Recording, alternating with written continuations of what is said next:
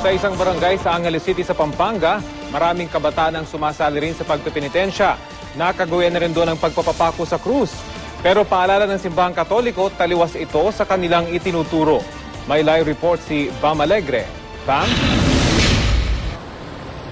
Rafi, binisita nga natin ang isang barangay sa Angeles, Pampanga kung saan ang mga residente ay aktibo na sa pagpepenitensya. Sa katunayan, may nakausap tayo na handa ng maipako sa krus sa darating na Biyernes Santo. Narito ang ulat.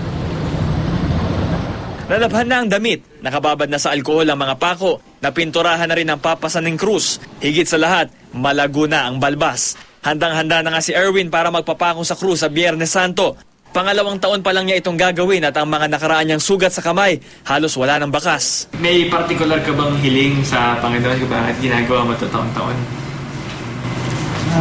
Wala naman, pasasalamat.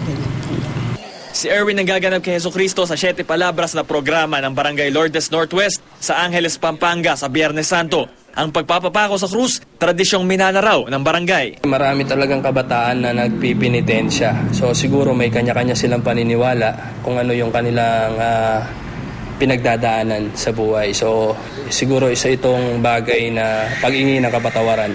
Ayon sa National Statistical Coordination Board noong 2011 na mahal na araw, bumaba ang kriminalidad ng 92.4%. Patunay daw na mas ligtas ang paligid para sa mga nais magsakripisyo at magnilay-nilay ngayong mahal na araw. Miyerkules Santo pa lang marami ng tao sa lansangan. Abala ang ilan sa paghampas sa likod gamit ang palaspas na gawa sa kawayan at itinitinda ng 350 pesos. Kanya-kanyang diskarte rin sa pagpitas ng dahon para sa korona. Pero ang ilang nagpapalaspas na kabataan, hinubad ang mga saplot at nagprosesyon. Sinusugatan din ang kanilang likod gamit ang blade na ginamit din sa lahat. Huminto ang kanilang prosesyon sa kapilya ng barangay kung saan nag-alay sila ng dasal. May pabasa rin ng pasyon sa kapilya, Lunes Santo raw ito nagsimula at 24 oras nilang pakantang binabasa ang aklat ng mga dasal na mula pa raw sa kanilang mga lolo at lola. Ayoko mula nung malit pa ako, na ano ko na sa nanay ko. Parang na ano ko na sa nanay ko ngayon, tinuloy lang namin. Umusad ang mga dugo ang nagpapalaspas para bisitahin ang susunod na simbahan. Pero kung ang simbahang Katoliko ang tatanungin, hindi na raw dapat magpatuloy ang pananakit sa katawan bilang penitensya. Taliwas daw ito sa turo ng simbahan. Hindi mo kailangan sirain, parusahan, dikdikin yung katawan mo para sabihin lalaya ka sa kasalanan. Hindi. Si Jesus lang ang yung nangyari kay Kristo na pagpapaligtas, tama na yun. Hindi na natin kailangan pang ulitin na parusahan ng sarili natin dahil ipinalaya na tayo ng Panginoon.